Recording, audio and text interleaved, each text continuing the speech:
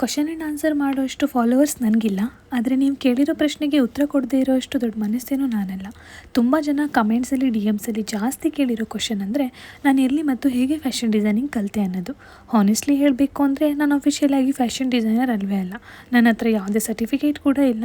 ಮನೆಯೇ ಮೊದಲ ಪಾಠಶಾಲೆ. ಹೌದು, ನನಗೆ ಇವತ್ತೊಂದು ಹೊತ್ತು ಊಟಿಗೆ ಊಟ ಆಗ್ತಿರೋ ಈ ಕೆಲಸ ನಾನು ಲಾಕ್ಡೌನಲ್ಲಿ ಯೂಟ್ಯೂಬ್ ನೋಡಿ ಕಲಿತೆ ಟೇಲರಿಂಗ್.